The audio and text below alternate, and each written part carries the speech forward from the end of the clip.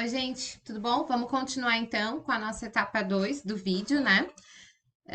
Falando agora sobre orçamentos. Então, quais as consequências de um orçamento mal feito, né? Primeiro, a perda de credibilidade.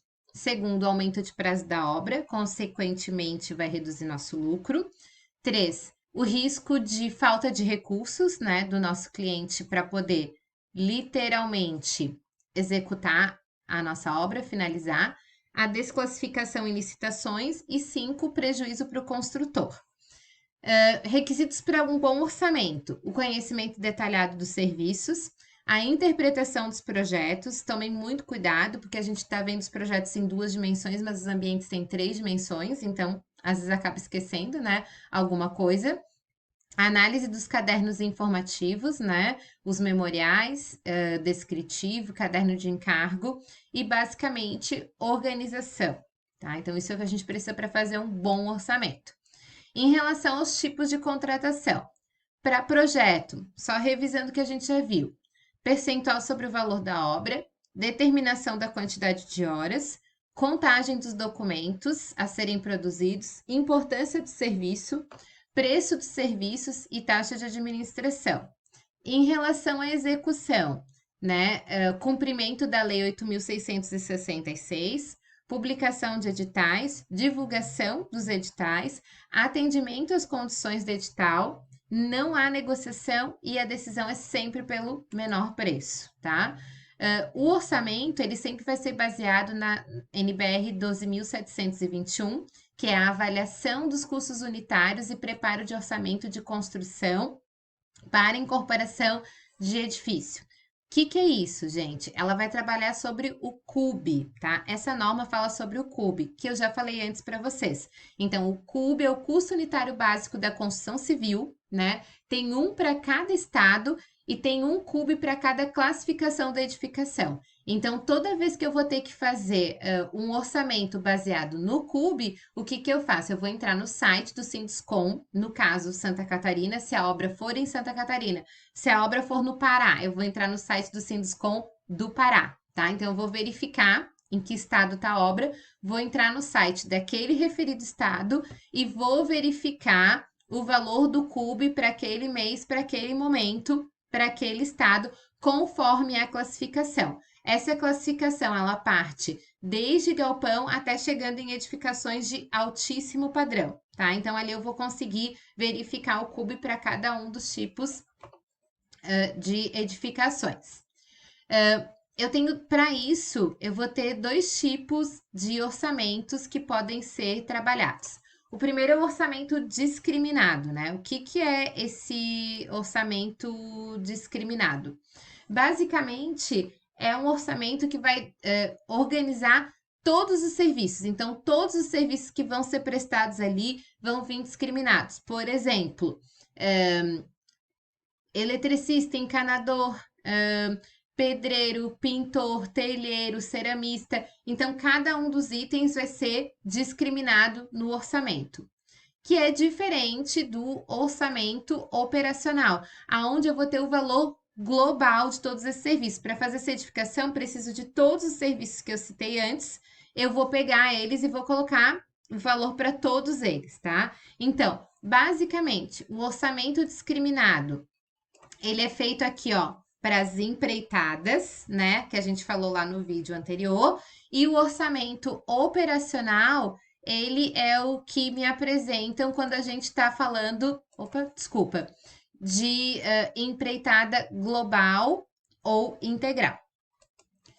E como é que a gente apresenta os orçamentos, né? Basicamente, a gente cria isso que está aqui na tela, né? Que é um mapa de concorrência, né? Versus a melhor compra. Então, nesse mapa de concorrência versus melhor compra, eu vou fazer a descrição completa dos produtos, ó. Dá para ver aqui que eu tenho a descrição completa dos produtos, a quantidade deles.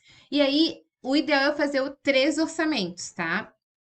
Nem sempre eu consigo fazer 3 orçamentos. Isso eu sempre deixo muito claro para o meu cliente, que eu vou fazer até 3 orçamentos, tá? O até, pelo amor de Deus.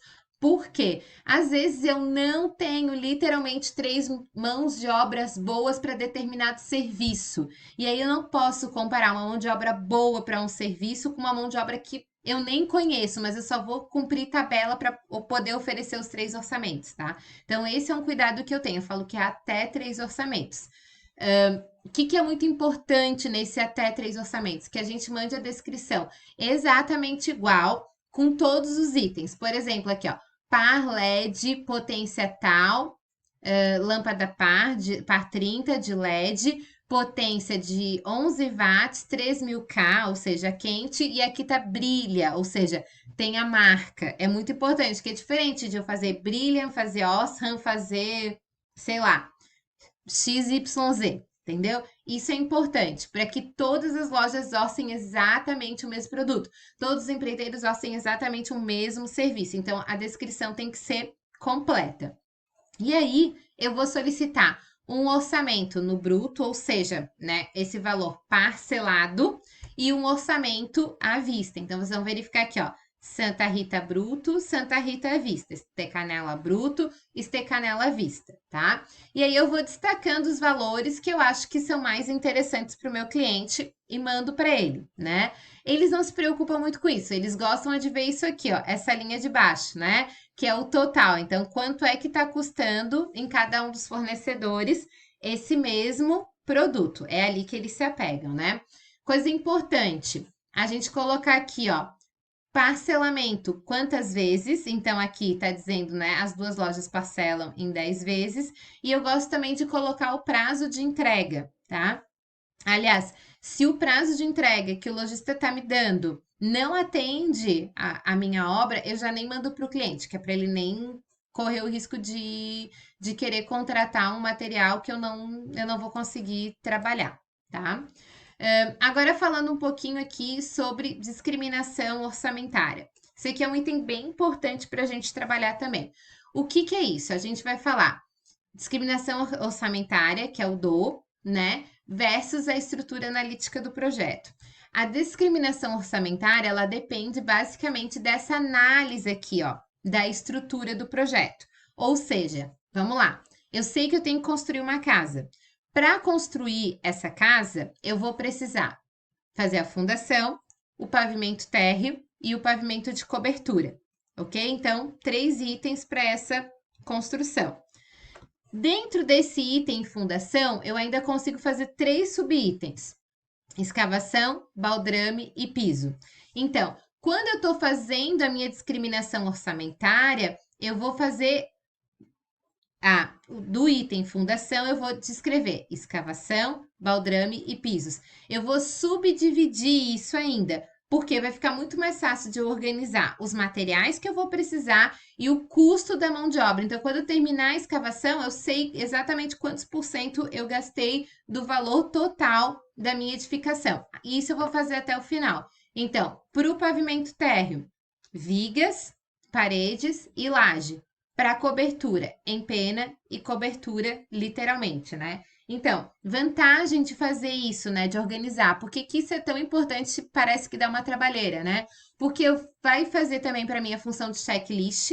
Vai ser muito mais difícil de eu esquecer de algum serviço. É mais fácil de organizar, né, o cronograma físico-financeiro da obra, além do que fica muito mais fácil de organizar as informações para quem está trabalhando lá na obra. Então, etapas de orçamento, né? Eu vou ter a etapa 1, 2 e 3. Etapa 1, leitura e interpretação de projeto.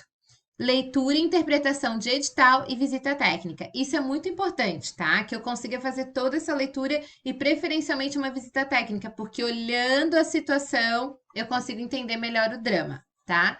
Depois, composição de custos. A partir disso, eu vou voltar para o slide anterior, vou fazer identificação de serviços, né? Etapa por etapa. Vou levantar os quantitativos, vou fazer a discriminação de custos indiretos, vou conseguir ir lá para o slide anterior ainda e fazer a precificação para depois colocar os encargos sociais e trabalhistas.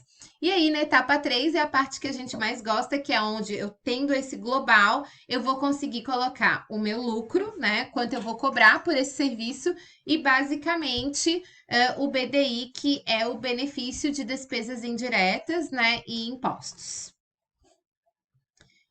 Quando eu organizo uma situação dessas, a gente e está fazendo execução de uma obra, tem um fator que é muito importante, que é o que a gente chama de planilha de visita técnica, que é o que está aqui, né? O que, que é isso? É o que estrutura cada uma das visitas que eu vou fazer. Não adianta eu somente ir na obra, né? Eu tenho que ir com objetivos e eu tenho que anotar o que está acontecendo. E isso vai me servir de respaldo para qualquer problema que aconteça na obra e também para poder justificar para o cliente que está pagando por essas visitas a importância delas, né? Então, nessa planilha é importante que eu tenha identificação da obra, as dimensões do empreendimento, os limites, né? As conformações do lote, as edificações limitantes, que eu anote o tipo de vegetação existente, as informações sobre o solo, como é que se dá o acesso, né? A infraestrutura pública, né? Se eu tenho algum mercado local, obras próximas e que eu tenho espaço para croquis. Por que isso aqui é importante, né? Porque isso aqui, às vezes eu preciso de um material, alguma coisa que seja muito rápida, eu já consigo resolver aqui. E espaço para croquis é fundamental. Ah, tive que fazer uma alteração rápida. Ali mesmo eu já faço um croquisinho, depois levo para o escritório para poder digitalizar isso e fazer as builds de projeto, tá? Vantagens de ter uma planilha de visita, né? Basicamente, a organização da logística, eu conhecer e entender todas as rotas de acesso, né? E a dificuldade que eu vou ter para conseguir suprimentos. Não parece, mas acontece, né? Então, quanto aos pagamentos dos serviços e os pagamentos de projeto, né? Como é que funciona, prof, esses pagamentos? Essa é a parte que mais me interessa, eu quero receber, né? Pagamento de projeto, basicamente é na entrega do projeto. Eu entrego o projeto, o cliente me paga.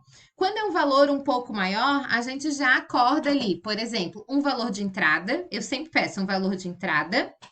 E aí, o restante no final, na entrega do projeto. Ah, é muito grande, esse valor é muito alto para fazer em só 2 parcelas, sério. Então, ele vai me entregar, vai me pagar um valor e depois a gente vai parcelando conforme as etapas do projeto. Projetos repetidos, ou seja, quando a gente tem repetição, normalmente a gente vai descontando 20% por repetição. Ah, eu estou fazendo uma edificação. Vai ter o primeiro pavimento, depois eu tenho 10 pavimentos que são iguais. Então a gente vai dando um desconto nessa repetição de pavimentos, ok? Até chegar na ordem de 75%.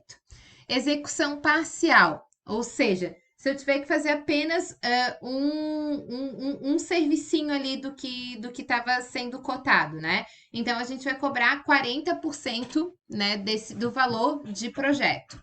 Se um cliente tem que adiar ou interromper os nossos serviços, prof, o que que acontece? A gente pede ali, então, uma multa, entre aspas, de 20%, porque no fim me preparei para atendê-lo e agora ele vai cancelar, né? E na retomada a gente pede também um 20%, porque normalmente eu tenho que contratar alguém para poder dar conta de atender a demanda dele, já que, né, não estava me preparando para isso. Referente aos pagamentos de execução, normalmente é por medição, tá? Eles acontecem normalmente por medição. Então a gente vai lá toda sexta-feira, aquele drama, vai à obra, confere o serviço que foi feito, faz a medição, vê quantos por cento foi entregue e paga aquela porcentagem, tá? Ou por etapas de conclusão. Ah, tinha que fazer escada. Eu vou te pagar só quando tu concluir a escada. Aí a gente paga somente na conclusão. Então, esse é um acordo que a gente acaba fazendo, né, com os empreiteiros.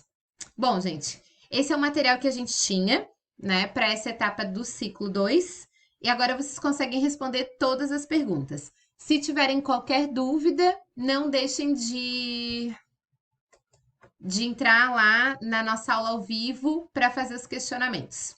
Bom trabalho para vocês!